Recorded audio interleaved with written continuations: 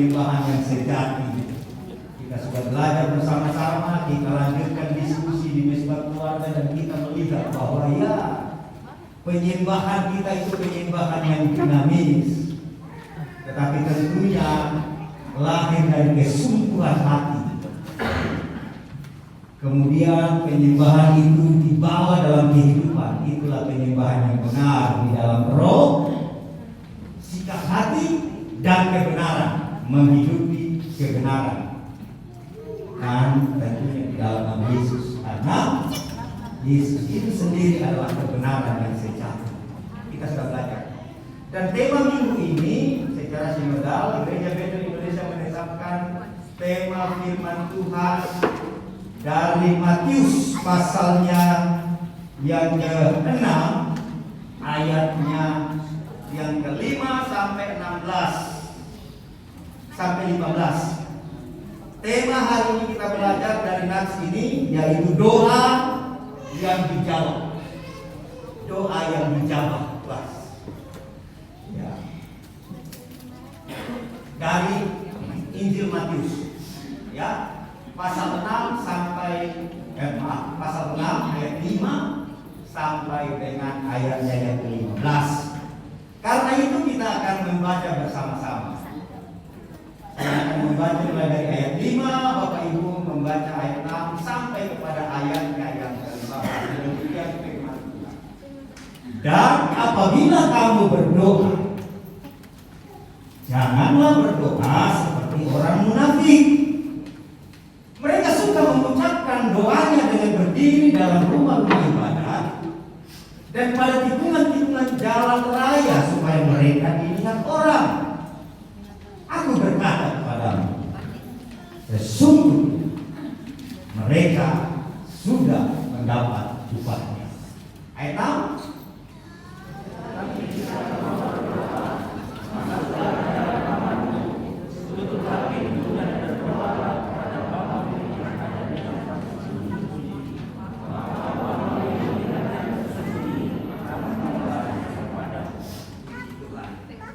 Lagi pula dalam doamu itu janganlah kamu bertele-tele seperti kebiasaan orang yang tidak mengenal Allah. Mereka menyangka bahwa karena banyaknya kata-kata doanya akan dikabulkan. Ayat 8.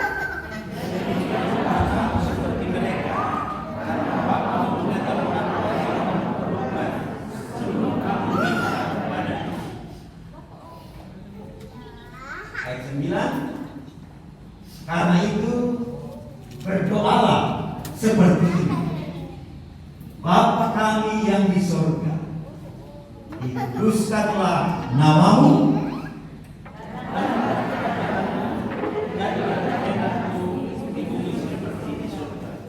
Berikanlah kami pada hari ini makanan kami yang secukupnya.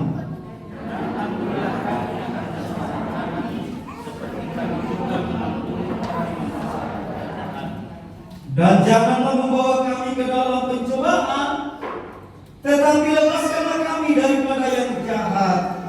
Karena Engkaulah yang mempunyai kerajaan dan kuasa dan kemuliaan sampai selama-lamanya. Amin. Ayat 14.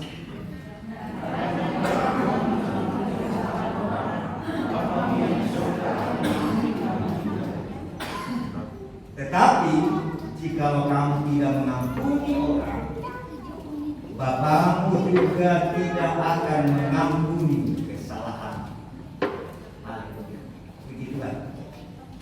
Ya, Bapak Ibu Saudara yang terkasih dalam Tuhan,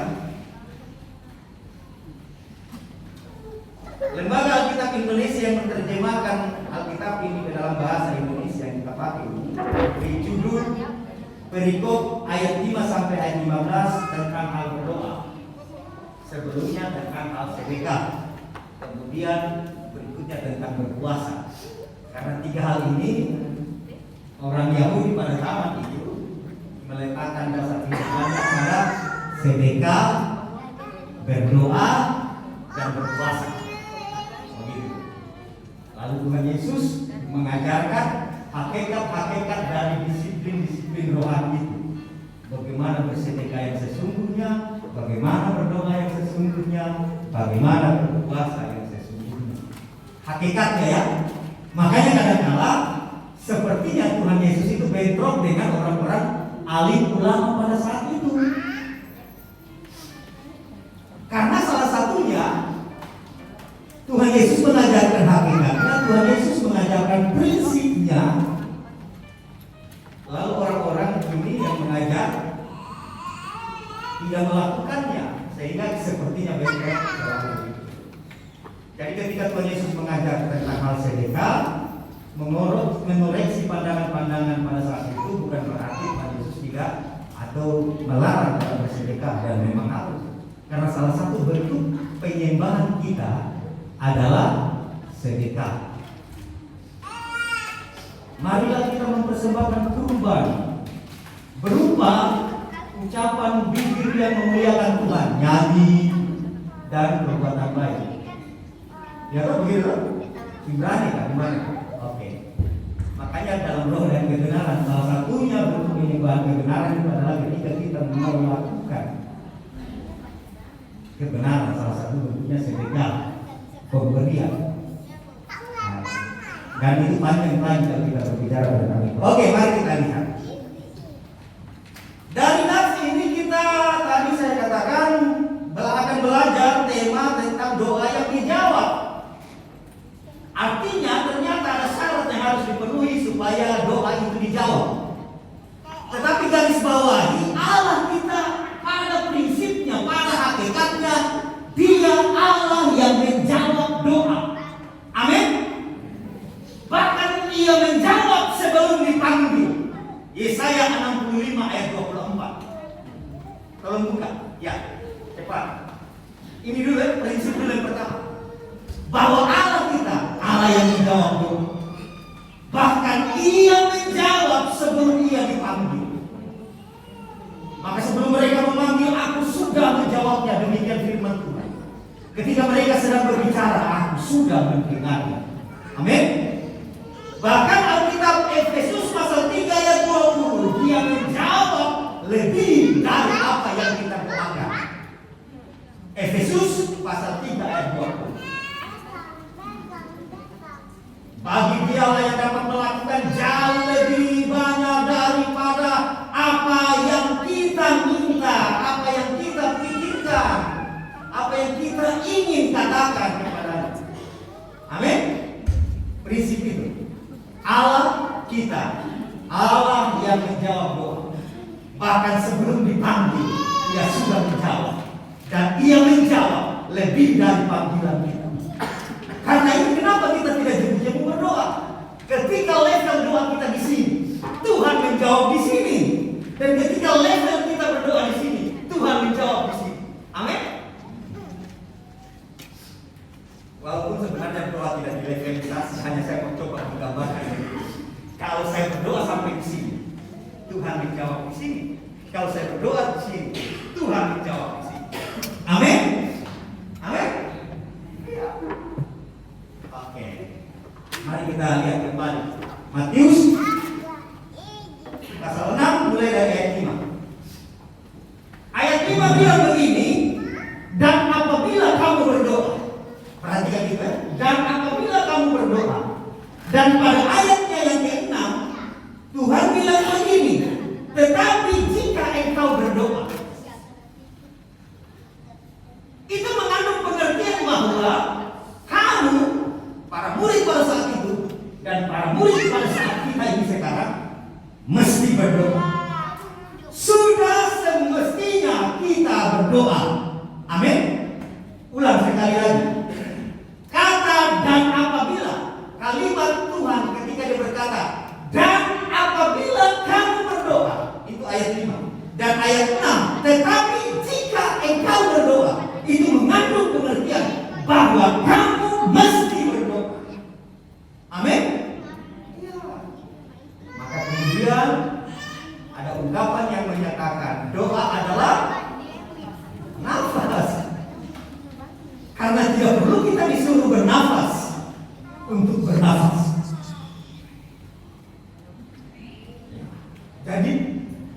Bernafas itu bukan pilihan.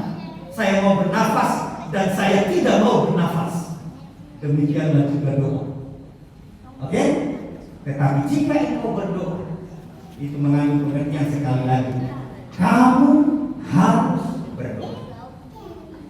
Ayat 5. Di ayat 5 kata, itu yang pertama tadi.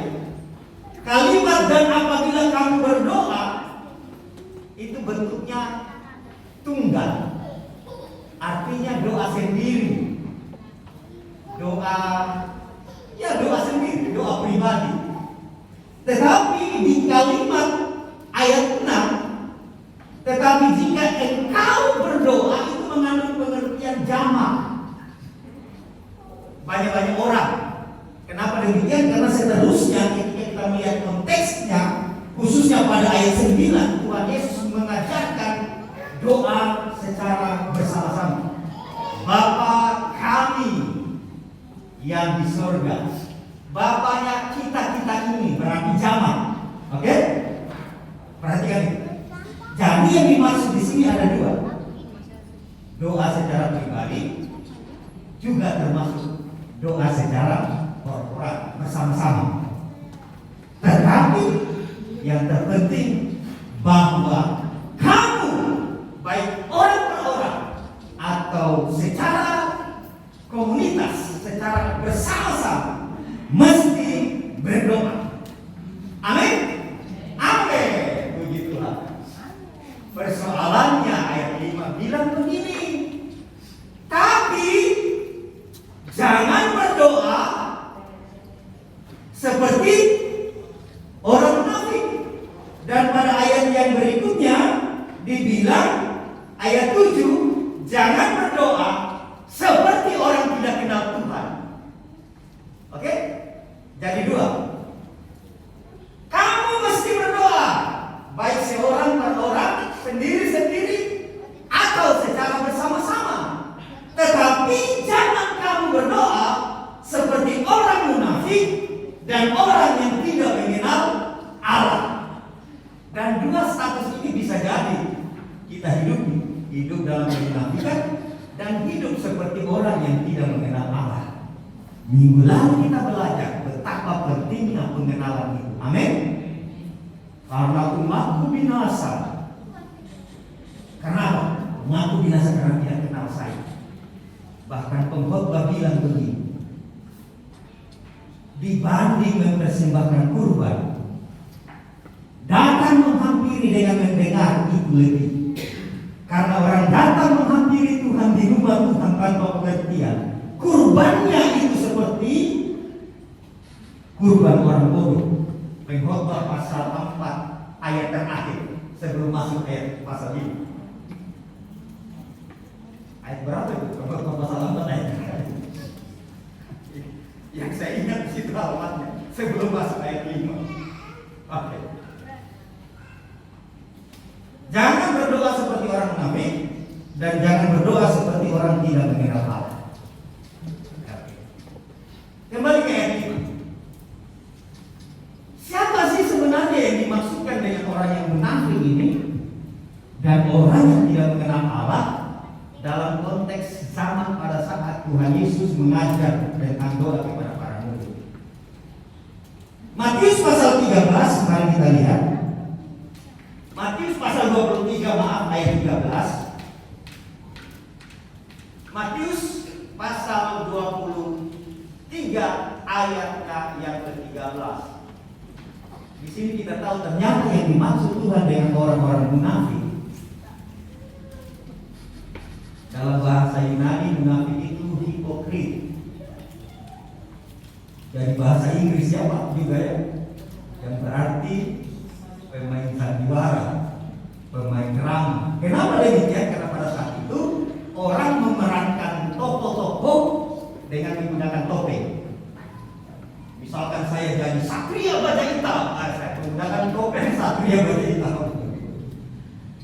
Tapi bukan Satria Baja Hitam dia, karena hanya menggunakan topeng. Oke. Celakalah kamu, hai ahli-ahli Taurat, orang-orang yang memiliki kepandaian pengetahuan tentang Taurat. Katakan, hai kamu orang-orang munafik. Maka dalam konteks ini yang dimaksud dengan Tuhan Yesus, dia katakan bahwa kamu mesti berdoa. Kamu seharusnya berdoa baik seorang diri maupun secara bersama-sama. Tetapi jangan kamu berdoa seperti orang-orang Farisi dan para ahli Taurat. Itu yang Tuhan Yesus katakan. Kenapa demikian? Mari kita lihat sama-sama. Ada dua kesalahan besar yang dilakukan oleh orang Farisi dan ahli Taurat. Ini ahli Farisi satu golongan yang konsen untuk melakukan Taurat secara niat, betul-betul mau melakukan. Tapi kemudian mereka tidak sanggup sehingga hidup dalam kemunafikan. Dan ada motif-motifnya. Oke. Kita nanti ayat 14 kita baca dari ayat 23 ini. Kita lihat dulu kembali di bacaan kita tadi. Ada dua kesalahan besar yang dilakukan oleh ahli Taurat dan orang Farisi saat berdoa. Dan hal ini yang menjadi penghalang doa. Dalam konteks ini ya, dalam konteks Matius. Kalau dalam konteks Yakobus ada juga ya, bagaimana doa menjadi mustajab, bagaimana doa itu dijawab. Tapi yang kita mau belajar khusus dalam Matius ini, pasal 6. Kesalahan yang pertama mari kita lihat. Kembali ke Matius pasal 6 ayat 5. Dan apabila kamu berdoa, dan memang mestinya kamu berdoa, jangan kamu berdoa seperti orang Farisi dan ahli Taurat. Mereka suka mengucapkan doanya dengan berdiri dalam rumah-rumah ibadat pada tikungan-tikungan jalan raya supaya. Kesalahan pertama ada pada motivasi berdoa. Kata supaya itu ada motivasi berdoa salah. Iya. Supaya dilihat orang, dipuji. Doa hanya sebatas show, pertunjukan, status WA bisa saya katakan. Iya. Kenapa? Karena beberapa saat yang lalu kemarin malam saya ketemu dengan teman. Lalu kita berbicara tentang persiapan reuni dan tentang kehidupan sampai kepada sakit penyakit. Lalu kemudian teman mengkritisi, ya autokritik, mengkritisi diri dan juga teman-teman yang lain. Dan bilang statusnya ada hadis dan ayat-ayat. Tapi persoalannya kita hidup tidak itu. Lalu saya ngaku-ngaku ya. Soalnya kita terlalu lama di dunia maya, lupa dunia nyata. Harusnya dunia maya beralih ke dalam dunia nyata. Hal-hal yang spiritual dibawa ke dalam kehidupan. Doa itu kan begitu. Bapa kami yang di surga, dikuduskanlah namamu. Datanglah kerajaanmu, jadilah maumu di dunia ini seperti di surga. Oke. Perhatikanlah. Dan apabila kamu berdoa, janganlah berdoa seperti orang munafik. Mereka suka mengucapkan doanya dengan berdiri dalam rumah-rumah ibadat dan pada tikungan-tikungan jalan raya. Tidak ada salahnya berdoa di rumah-rumah ibadat seperti rumah doa. Tidak ada salahnya berdoa di gereja. Tidak ada salahnya berdoa di kapel. Tidak ada salahnya berdoa di mana saja. Itu minggu lalu kita sudah belajar. Karena Allah ada di mana saja. Amin. Iya, Kisah Para Rasul 17 ayat 24 bilang begitu. Tidak ada salahnya. Bahkan tidak ada salahnya berdoa karena bukti di tikungan-tikungan jalan raya. Maksudnya ketika orang melihat. Yang menjadi salah, motivasi yang mendorong kita berdoa itu. Di sini dibilang begini, supaya dilihat orang. Oke, jadi motivasi berdoanya. Pertunjukan doa, show. wujud dari pertunjukan show doa itu, kita lihat itu menjadi suatu kesukaan. Ayatnya yang ke-6 itu bilang begitu. Ayat ke-5, mereka suka mengucapkan doanya dengan berdiri, sikap, gestur, tempat, bahkan kata-kata. Sekali lagi tidak ada salahnya. Tidak ada salahnya datang doa sujud ya, berdiri. Di Alkitab aja begitu banyak bentuk-bentuk doa. Karena Bapak Ibu Saudara yang terkasih, doa di sini memang lebih kepada doa meminta. Tetapi ketika kita belajar doa itu juga dalam bentuk penyembahan. Karena kata doa di sini diterjemahkan dari kata terus penuh. Ya kan? Ulang cari di pasti kata berdoa di sini diterjemahkan dari kata itu yang biasa kita dengar untuk pujian dan penyembahan. Jadi ekspresinya bukan soal, tempatnya bukan soal, oke? Tapi yang menjadi persoalan di sini adalah motivasinya. Kata supaya itu menekankan kepada motivasinya. Bahkan ketika saudara berdoa, lalu saudara dijawab doanya, kemudian saudara menganggap bahwa itu karena saya berdoa. Hati-hati. Oh, itu kan karena saya, karena Pak B, karena istri saya, karena suami saya. Tidak. Kesalahan pertamanya itu. Sehingga kita bilang begini, suka mengucapkan kata-kata yang panjang, kemudian sikap tubuh, berdiri, dan bicara tentang tempat. Sekali lagi tidak ada yang salah dengan hal ini, tetapi menjadi salah ketika motivasinya salah. Dan di sini kita lihat motivasi meninggikan diri dan motivasi kepentingan diri. Dirinya diangkat dalam rangka supaya saya dapat apa? Matius pasal 23 ayat 13 ayat 14 tadi. Kembali ayatnya, tolong Pak buka. Matius 23 ayat 13. Celakalah kamu hai ahli Taurat dan orang-orang Farisi, hai kamu orang-orang munafik, karena kamu menutup pintu-pintu kerajaan surga di depan orang. Ya kan? Bisa jadi karena tindakan kita, kehidupan kita mencegah orang datang berjumpa dengan Tuhan. Bisa. Seperti cerita Mahatma Gandhi kan, pernah baca kisah itu ya. Saya salut kepada Kristus, tapi tidak salut pada orang Kristen pengikut. Nah, kita bilang begini, kerajaan surga, sebab kamu sendiri tidak masuk dan kamu merintangi mereka yang berusaha untuk masuk. Oh, ternyata sikap kita bisa jadi. Ayat 14. Ayat 14.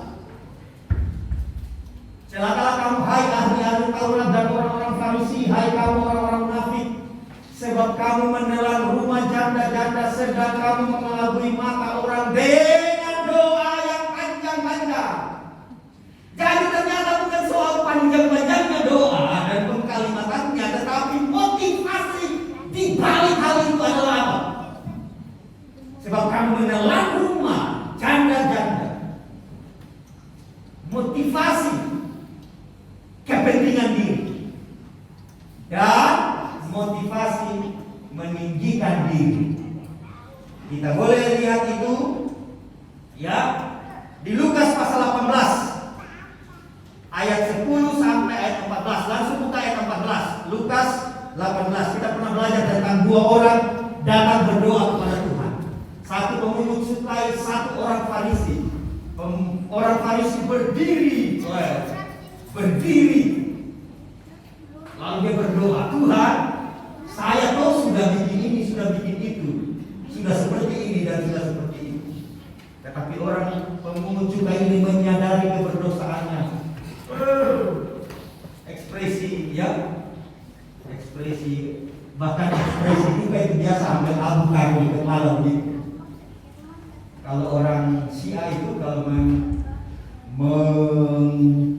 merayakan hari apa itu ya?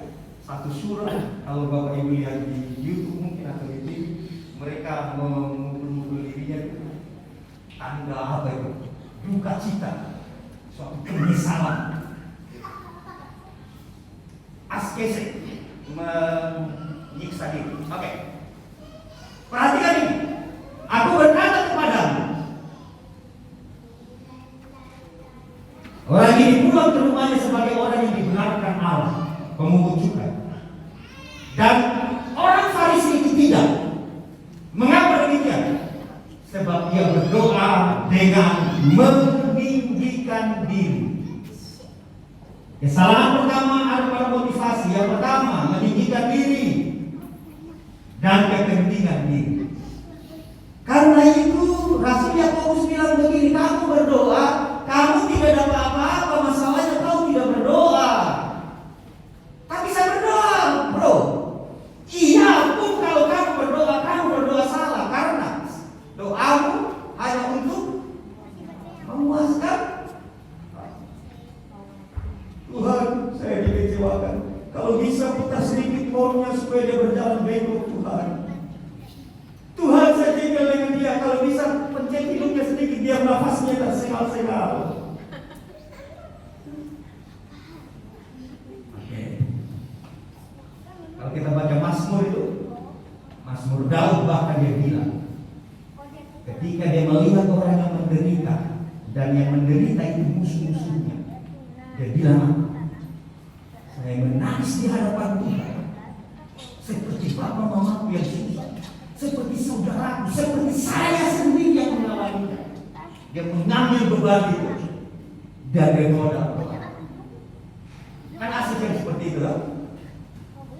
Dan kita sedang belajar.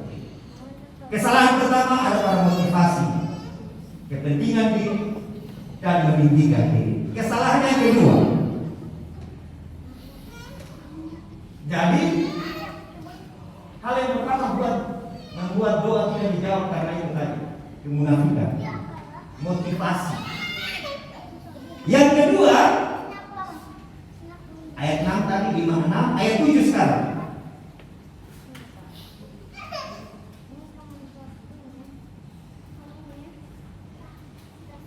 Ayat 7 lalu dikatakan begini, lagi pula dalam doa itu janganlah kamu bertele-tele seperti kebiasaan, seperti tradisi, sesuatu yang diulang-ulang. Makanya perempuan Samaria minggu lalu bilang begini, nenek moyang kami menyembah di gunung ini, di gunung Gerizim. Kamu orang Yahudi menyembah di gunung Sion, nenek moyang kami. Jadi ada tradisi di situ. Lalu tradisi salah tidak? Karena Alkitab juga mengakomodir yang namanya tradisi. Rasul Paulus bilang begini, kalau perempuan berdoa pakailah jalabung, tutup kepala. Laki-laki jangan gondrong lah. Kalau berdoa jangan pakai tutup kepala. Lalu, kalaupun ada yang bantah, kami tidak melakukan hal-hal seperti itu. Itu berarti tradisi. Oke? Tradisi pada saat itu. Jadi dihormati. Tetapi ketika tradisi itu bertentangan dengan kebenaran firman Tuhan, kami tunduk kepada kehendak manusia dalam kurung tradisi, tetapi kami lebih memilih untuk taat kepada kehendak Tuhan. Begitu yang tetap di atas. Amin. Nah, tradisinya kita doa di gereja, duduk di kursi. Iya, karena kita menerima tradisi kekristenan dari Eropa, Amerika, duduk di kursi. Coba saja kita menerima tradisi kekristenan dari Timur Tengah, bisa jadi tidak ada kursi di ruangan ini. Iya tidak? Iya, oke. Lagi pula dalam doa ini janganlah kamu bertele-tele seperti kebiasaan orang yang tidak mengenal Allah. Oke? Tidak ada salahnya dengan doa yang panjang. Tuhan Yesus berdoa semalam-malaman, berarti panjang tuh.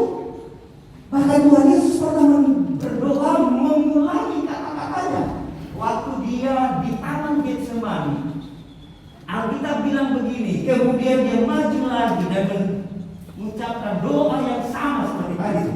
Waktu dia doa ulang, ada pengulangan dia doa.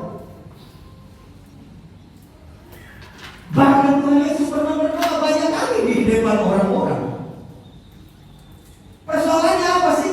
Kesalahan yang kedua ini, mereka menyangka, prasangka. Ya, mereka menyangka bahwa karena banyaknya kata-kata doanya akan dikabulkan. Prasangka bahwa kalau saya begini, doa saya akan dijawab. Itu yang bikin doa itu malah tidak dijawab. Kalau saya berdoa tanpa minyak urapan yang dari Israel, doa saya tidak akan dijawab. Itu prasangka. Sebelum sangka ada prasangka. Sebelum sangka, prasangka. Mereka menyangka. Jadi persoalan yang pertama tadi adalah motivasinya. Apa yang melatar belakangi berdoa? Meninggikan diri dan kepentingan diri, itulah kemunafikan. Yang kedua, prasangka. Dia sangka, dia pikir. Makanya dijauhkanlah daripada kita ketika berdoa dan permohonan kita dikabulkan dan kita berpikir, itu karena saya. Orang Farisi yang berdiri di hadapan Tuhan itu tidak ada salahnya dengan berdiri di hadapan Tuhan, karena itu sudah berdoa, berdiri lalu sujud, ruku. Bapak Ibu baca di Alkitab, lalu ia sujud di antara lututnya. Nah, begitu. Ya kan? Bahkan ada yang sampai rata dengan tersungkur, ya kan? Tidak ada salah dengan sikap-sikap itu. Tetapi kalau kamu dan saya berpikir bahwa kalau saya sujud rata sampai tanah sehingga doa-doa saya terkabul, dijauhkan daripada kita. Amin. Amin. Ini semua karena dia. Ini tentang dia. Bahkan kalaupun kita bisa berdoa, itu juga karena Tuhan. Dialah yang membantu kita, Roh Kudus membantu kita untuk berdoa, bahkan dengan keluhan-keluhan yang tiada terkatakan, yang tiada terucapkan. Amin. Firman Tuhan bilang begitu. Oke. Mereka menyangka bahwa karena banyaknya kata-kata doanya akan dikabulkan. Karena demikianlah cara pandang orang-orang yang tidak mengenal Tuhan. Mereka berpikir dengan bertele-tele. Memang kata ini tidak dipakai di tempat lain, sehingga kadang-kala untuk menafsirkan kata ini agak susah. Tetapi ketika melihat sikap atau apa yang disampaikan Tuhan Yesus tentang orang yang tidak mengenal Allah, paling tidak bisa ditafsirkan apa sih yang namanya bertele-tele itu. Bukan hanya bicara tentang kata yang panjang, karena Tuhan juga tidak menentang kata yang panjang. Tetapi kata bertele-tele itu sesuatu yang kemudian karena panjangnya bisa kehilangan maknanya. Ya tidak? Atau sesuatu yang diulang-ulang tanpa akhirnya menjadi seperti mantra. Itu bisa kita lihat dalam peristiwa di 1 Raja-Raja 18. 1 Raja-Raja 18. Ketika ada apa ya? Ada satu peristiwa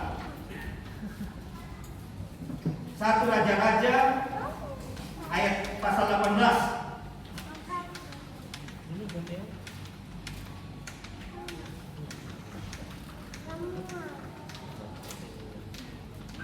Elia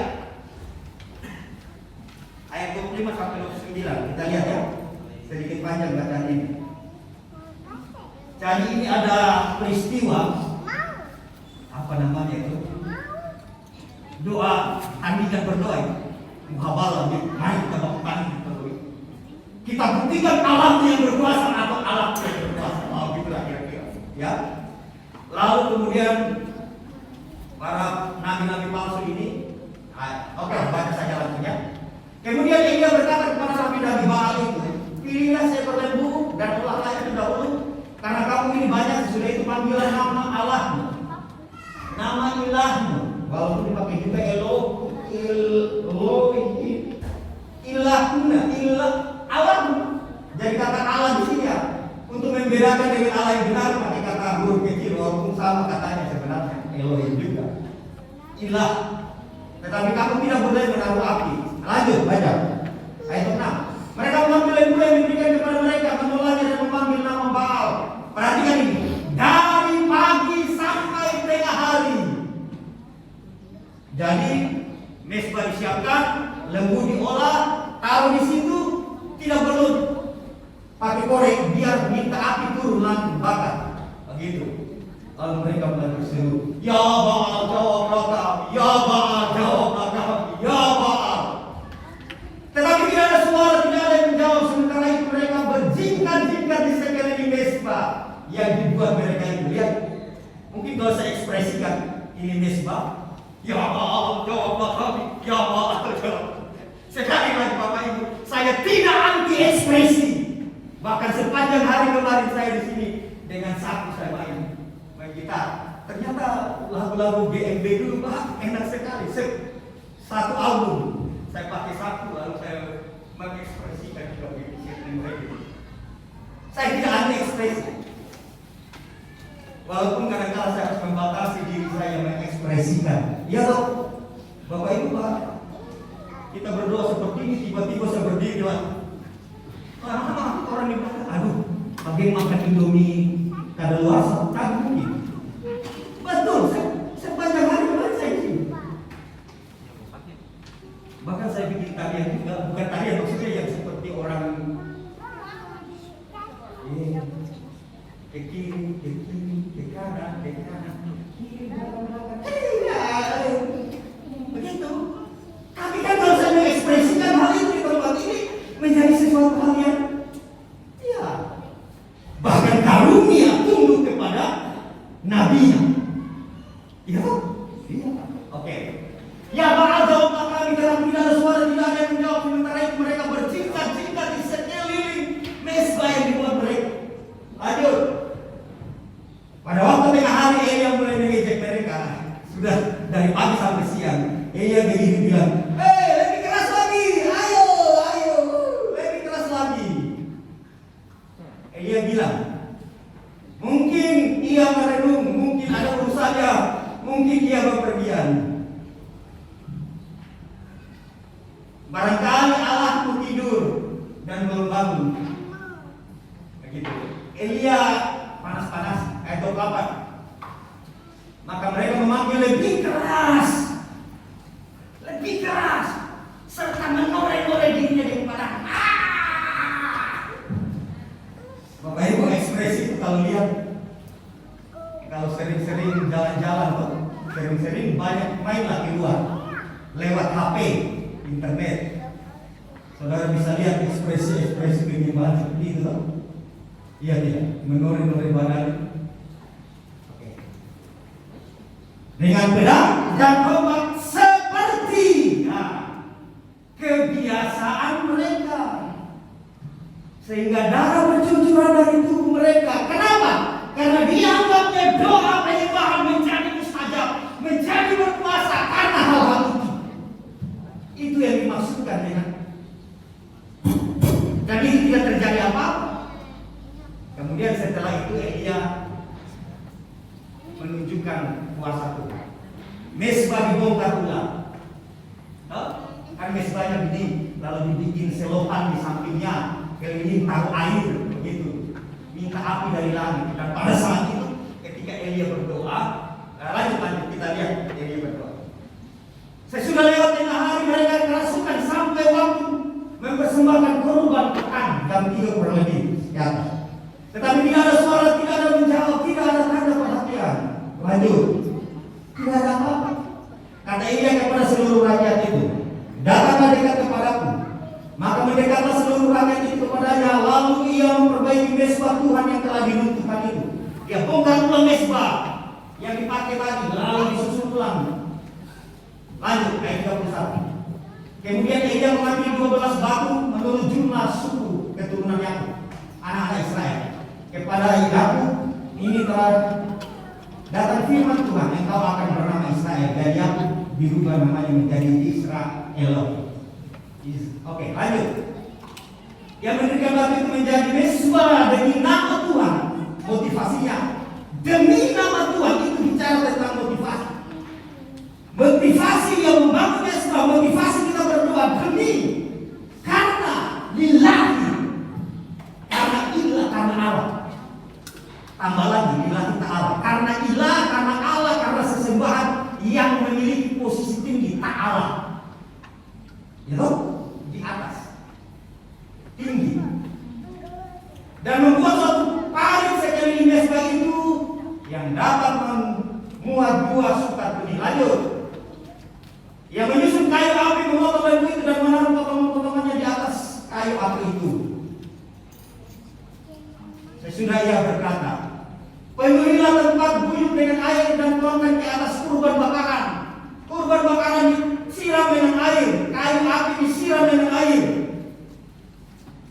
Bikin efek dramatisi. Ya, kan kita suka juga mendramatisir hidup kita. Wih, sakit gigi, wih, seperti sama mati. Sakit gigi sampai seperti mau mati. Iya, kalau Elia ini maksudnya benar. Kalau kita kan kalau sebaliknya. Oh, tahu kan mau, sakit sampai seperti sudah pernah mati. Oke. Lalu Elia bilang, menuangkan air di kurban itu, menuangkan air di kayu api, memberi efek dramatis. Buatlah begitu untuk kedua kalinya, dan mereka berbuat begitu untuk kedua kalinya. 2 kali kurang. Kemudian katanya buatlah begitu untuk ketiga kalinya, 3 kali kurang. Dan mereka berbuat begitu untuk ketiga kalinya. Oh, hebat. Tadi pakai ember disiram, sekarang panggil PDAM dengan truk antinya, siram kurban dan kayu-kayu. Bikin efek dramatis. Sehingga air mengalir sekeliling mesbah itu, bahkan parit itu pun penuh dengan air. Kalau ini merah maksudnya supaya ada efeknya. Lalu sedikit cahaya mainkan, asap-asap dari sana, mengepot itu. Kira seperti itu. Kalau kita bikin di panggung, ayat 36. Kemudian pada waktu mempersembahkan kurban petang, tampillah Nabi Elia dan berkata, perhatikan ini, ya Tuhan Allah Israel. Kata yang diterjemahkan itu dalam bahasa Indonesia ini YHWH, Elohimnya Abraham, Elohimnya Ishak, Elohimnya Israel. Pada hari ini biarlah diketahui orang bahwa engkaulah Allah di tengah-tengah Israel, bahwa aku ini hamba-Mu, dan bahwa atas firman-Mu lah aku melakukan segala perkara ini. Lihat doanya ini, supaya orang tahu, supaya orang kenal. Oke? Bukan tentang saya. Elia mau supaya orang tahu, dan supaya juga orang tahu bahwa engkau ada di tengah-tengah umat-Mu. Dan Elia sadar, saya ini hanya Allah, bahwa saya ini hamba-Mu, dan aku bertindak seperti ini karena kebenaran. Amin. Itu doa. Dan ketika kita mengerti kebenaran, kita tahu, kita berdoa kemudian seperti itu. Dan ketika doa dijawab, Tuhan memuliakan. Amin. Maka dari semua itu, Bapak Ibu Saudara yang terkasih dalam Tuhan, Tuhan mengajarkan doa yang benar yang diajarkan Tuhan, kebalikan dari perilaku ahli Taurat dan Farisi yang munafik dan seperti orang tidak mengenal Tuhan.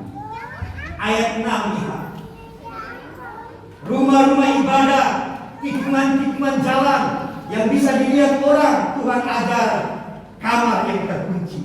Tidak ada soal dengan rumah-rumah ibadah, bahkan dilihat orang. Tetapi sekali lagi kita sudah belajar motivasinya, toh. Kemudian dilihat orang diperbandingkan dengan Bapa-Mu di surga, melihat. Itulah. Karena itu Tuhan Yesus ajar. Karena itu berdoalah seperti ini.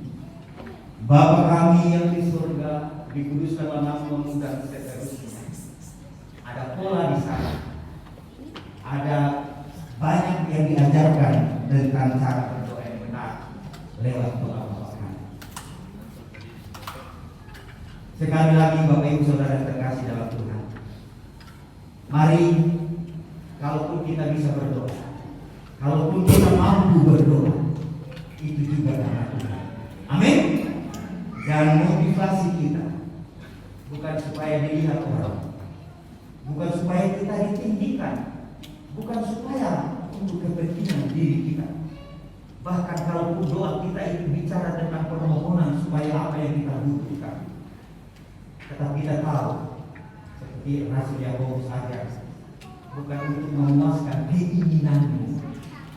Dan kemudian kita berdoa karena kita mengenal kepada siapa doa kita alamatkan. Kepada Allah Bapa pencipta langit dan bumi. Doa kita dialamatkan di dalam nama Yesus dan tuntunan Roh Kudus, Allah yang Esa, Tritunggal yang mulia. Amin. Tuhan Yesus memberkati. Selamat menghidupi doa. Selamat menghidupi kekristenan di dalam doa-doa kita. Haleluya. Amin. Amin.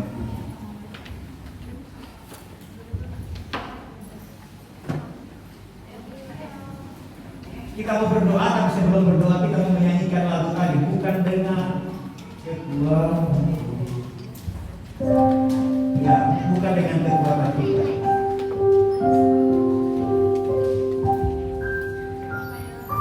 Bukan dengan kekuatan, dunia dapat jalani hidupku tanpa Tuhan yang bisa menipu. Ku tak mampu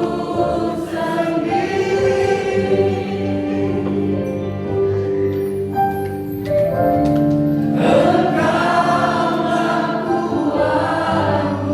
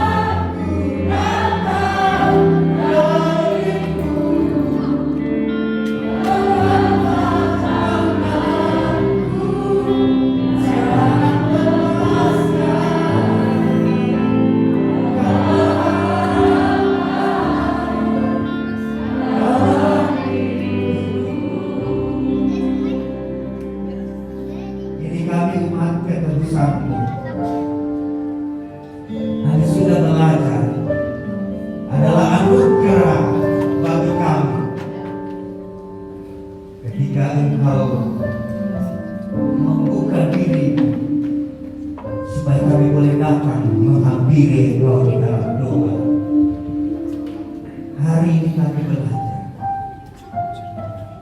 Hendaklah setiap kami datang kepadamu seperti seorang hamba perempuan yang memandang tangan nyonyanya, seperti seorang hamba laki-laki yang memandang tangan tuannya.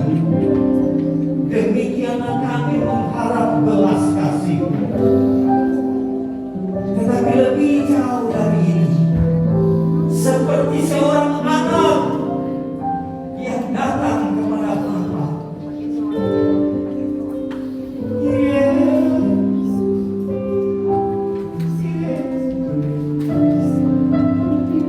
Roh Kudus, lebih lagi ajarkan. Dan di ujung dari semuanya, ketika doa-doa kami dijawab, di sana engkau dimuliakan selalu. Bahkan ketika engkau sepertinya tiada menjawab sesuai dengan keinginan kami, kami tetap menghambakan diri kami karena kami tahu engkau tahu yang terbaik bagi kami hamba-hambamu. Engkau tahu yang terbaik bagi kami anak-anakmu. Terima kasih. Terima kasih. Setiap daripada kami yang berdiri saat ini Tuhan, kami telah belajar kebenaran firman bahwa engkau Allah yang mengetahui. Tidak ada satu hal apapun yang tersembunyi di hadapanmu. Bahkan apa yang sedang kami kumpulkan saat ini, apa yang sedang kami rindukan, apa yang sedang kami cita-citakan, dan apa yang kami harapkan engkau tahu. Dan kepadamu kami bawa semuanya. Kami mengharap belas kasih-Mu, rahmat-Mu yang besar, yang mengatasi segalanya dalam hidup kami. Ini kami Tuhan. Ini kami semua. Hamba berdoa bagi setiap jemaat-Mu yang sedang berkumpul saat ini. Oh, dia Messiah.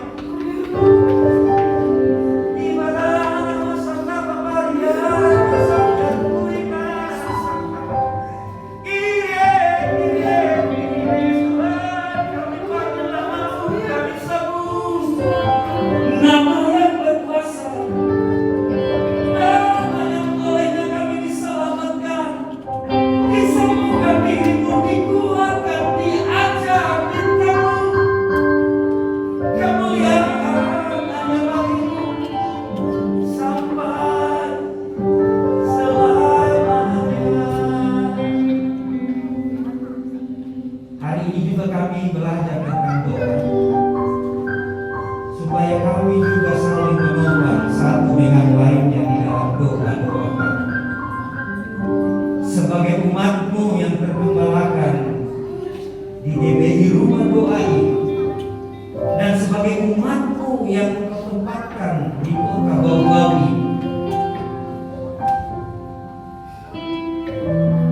kami bawa doa-doa kami kepada-Mu demi kemuliaan Tuhan saja. Terima kasih, terima kasih. Lebih lagi mengajar kami. Kami bawa doa kami demi nama Kristus karena kami tahu bahwa sanggup mengerjakan jauh melampaui apa yang kami doakan.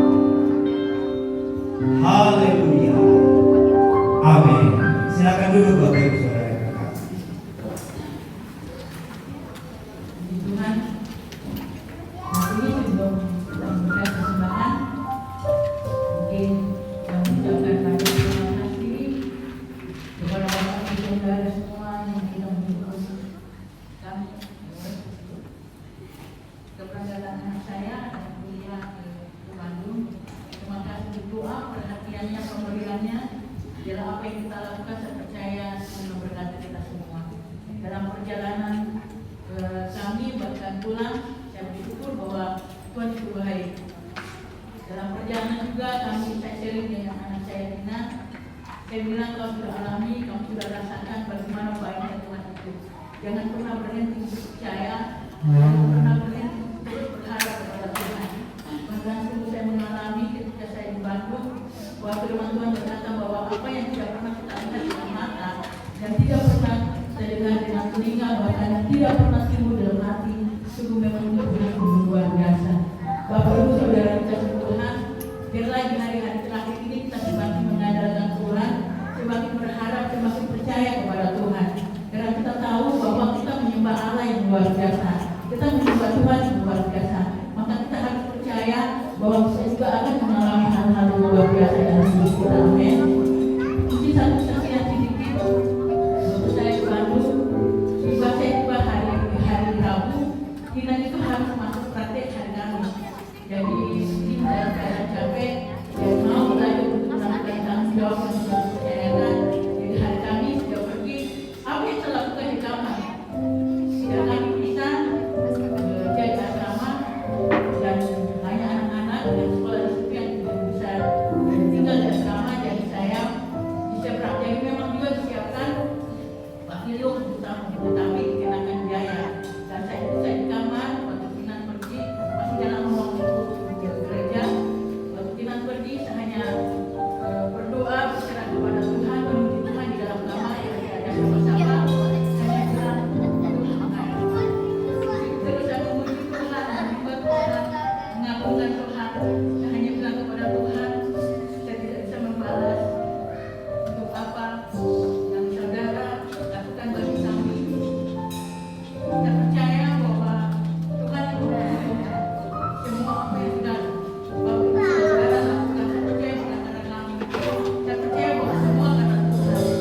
Dan di hari ketiga, di hari kedua pada hari Jumat, itu saya bertemu dengan anak Tuhan.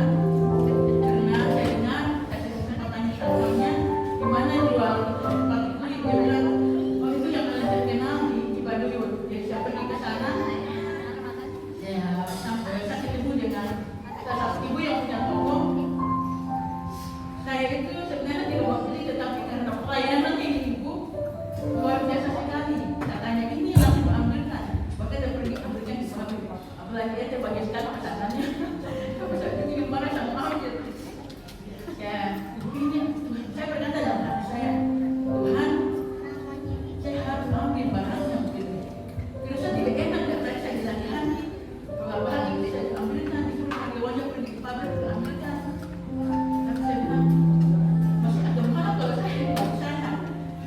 Tetapi luar biasanya Tuhan, ketika saya masuk dari saya telepon dengan lagi, bukan hanya masalah sepatu, tapi kami bicara tentang pelayanan. Saya telepon, saat itu telepon saya, ibu bilang begini, pertama kita ibu gembala ya, setelah dia, saya sempat bilang begini, saya ini ibu sekolah minggu. Akhirnya itu sepatu yang ada kami tinggalkan, dan ibu itu berbicara tentang firman, dan itu memberikan kekuatan sama saya. Dia katakan begini, ya ibu, kita ini seperti firman Tuhan katakan bahwa saya firman Tuhan itu saya baru dengar dari begitu. Saya mesti catat waktu pertama kali begitu dia sampaikan Yesaya 40 ayat 15, sesungguhnya bangsa-bangsa adalah setitik air dalam timba. Setitik air itu apa gunanya Bapak Ibu Saudara kita? Apa gunanya? Apakah bahkan menyiram bunga itu akan tetap lain? Tetapi dia katakan sesungguhnya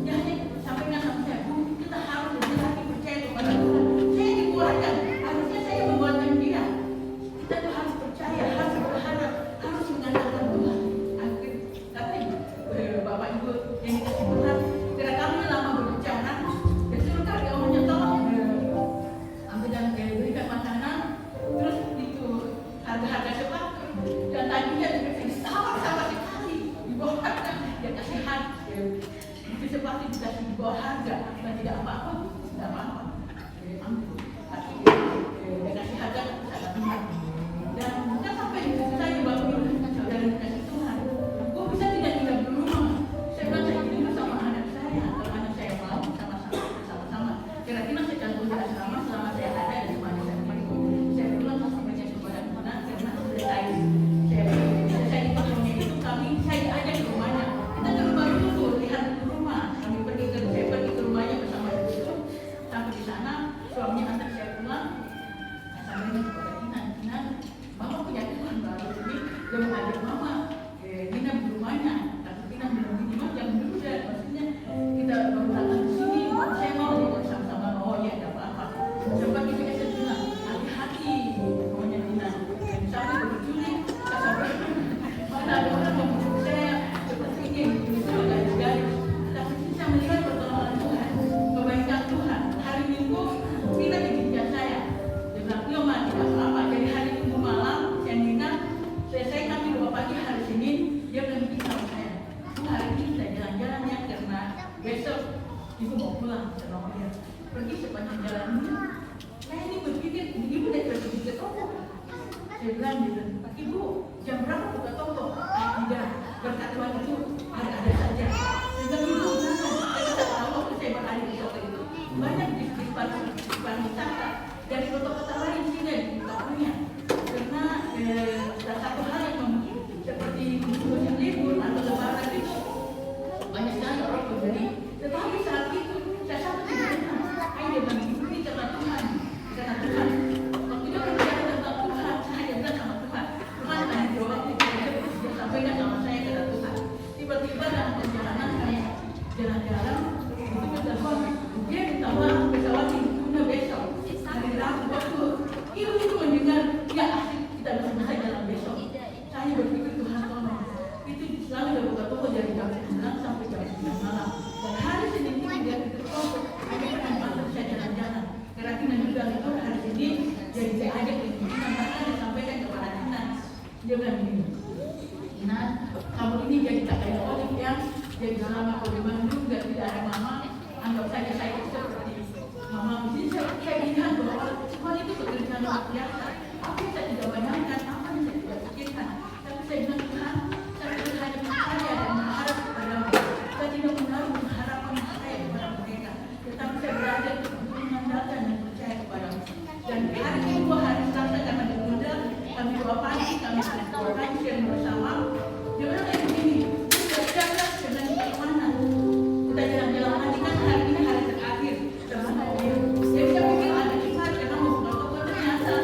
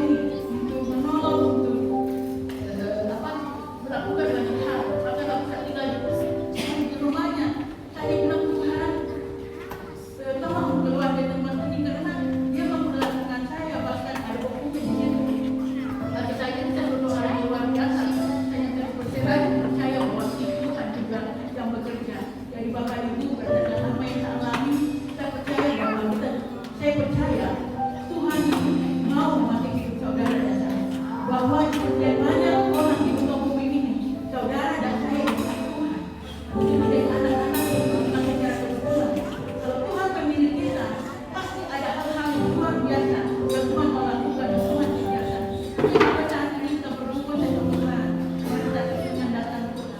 Banyak percaya, banyak berharap kepada Tuhan. Dan kesaksian terakhir mungkin yang pasti kesaksian seorang anak, kesaksian dari Michael Panjaitan. Waktu dia bersaksi, waktu dia ke dokter bersama istrinya, dokter tidak sampaikan dia bahwa mungkin belum waktunya punya anak. Tapi apa yang dikatakan dokter? Kamu tidak punya anak lagi, tidak bisa punya anak. Tapi waktu mereka pulang, suami istri berkata kepada Tuhan, saya percaya dan dia ada. Dia berkata kepada istrinya sambil memegang perutnya, terima kasih untuk anak yang Tuhan berikan. Padahal dokter mengatakan bahwa sesuatu hal yang saya tidak akan punya anak. Tapi itu mereka bersama istrinya sepakat percaya akan jadi Tuhan sejak sebelum lalu. Percaya jadi Tuhan ajaib. Bagaimana kita tetap percaya, tetap berharap kepada Tuhan. Dan itu Tuhan membuktikan kuasa. Tuhan memberikan mereka seorang anak yang mereka saat ini sedang menantikan anak kedua. Bagaimana Tuhan menolong, bagaimana Tuhan menyertai. Mengapa Tuhan izinkan terjadi pergumulan persoalan dalam hidup kita? Supaya kita semakin percaya, supaya kita semakin berharap, supaya kita semakin saja mengandalkan Tuhan. Bahwa sumber pertolongan kita satu-satunya hanya kepada Tuhan. Tuhan, biarlah apa yang saya sampaikan ini menguatkan juga saya, memotivasi kita semua untuk terus berharap, untuk memiliki iman yang teguh di dalam Tuhan. Teguh di dalam Tuhan. Mari kita siapkan hati kita untuk melakukan persembahan. Dan yang kita terima Tuhan.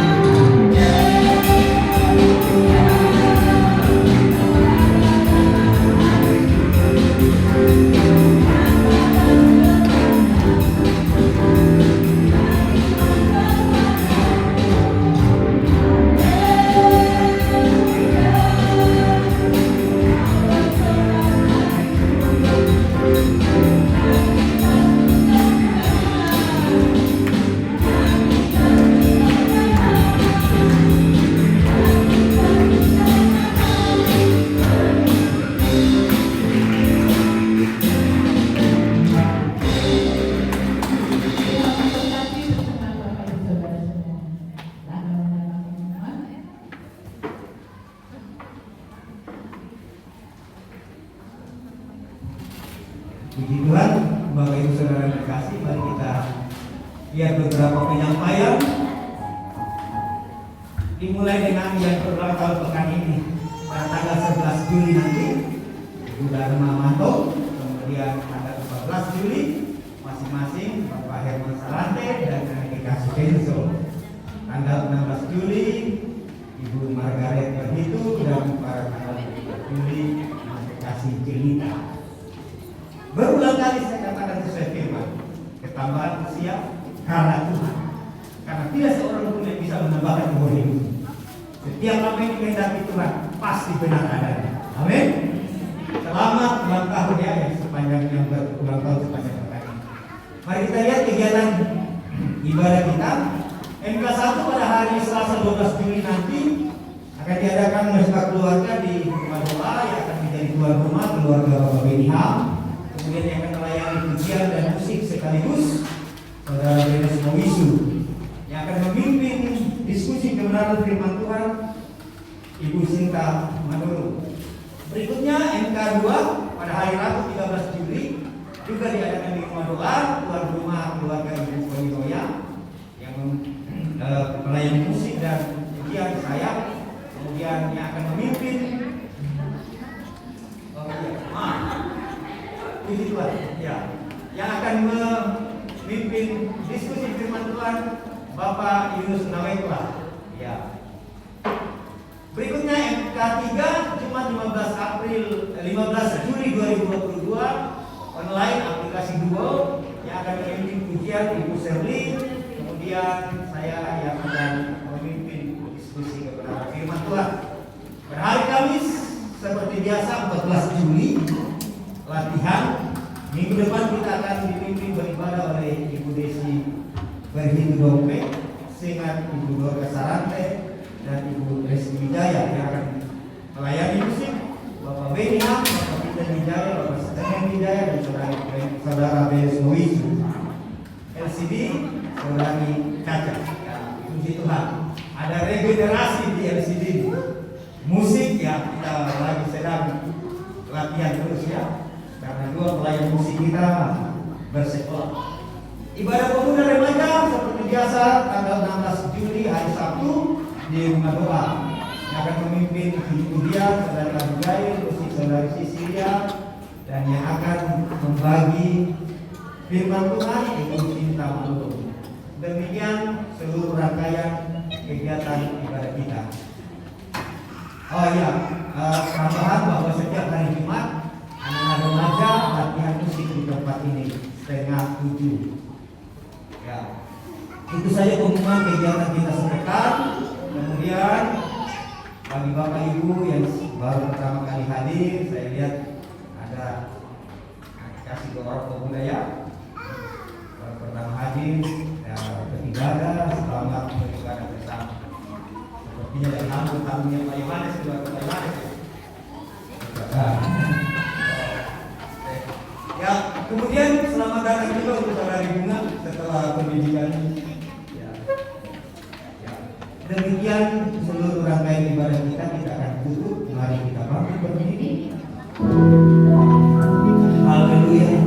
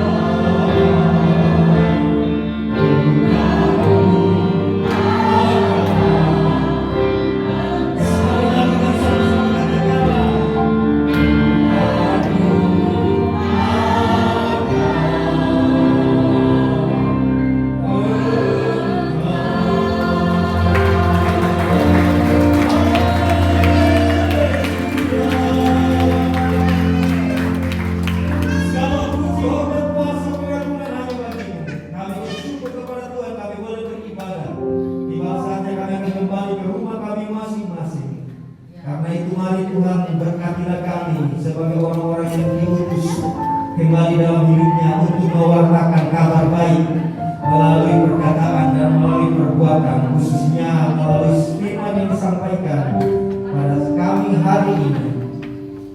Karena itu layakkanlah hamba-Mu ini untuk melambangkan tangan supaya boleh menjadi saluran berkat, supaya kami terima berkat dari Tuhan. Bapak Ibu Saudara yang terkasih dalam Tuhan, kembalilah dalam kehidupan-Mu. Arahkanlah senantiasa hati dan pikir-Mu kepada Tuhan, khususnya melalui firman yang disampaikan kepada kita. Angkatlah kedua tangan-Mu dengan iman. Terimalah berkat. Kasih karunia damai sejahtera yang bersumber dari Allah Bapa Pencipta langit dan bumi. Kasih karunia yang melampaui segala akal pikir manusia yang dinyatakan di dalam cinta kasih Kristus Yesus Tuhan dan di dalam persekutuan Roh Kudus.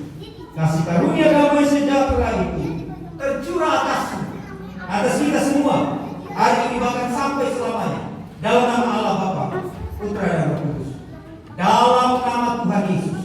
Setiap kita yang diberkati Tuhan, mari bersama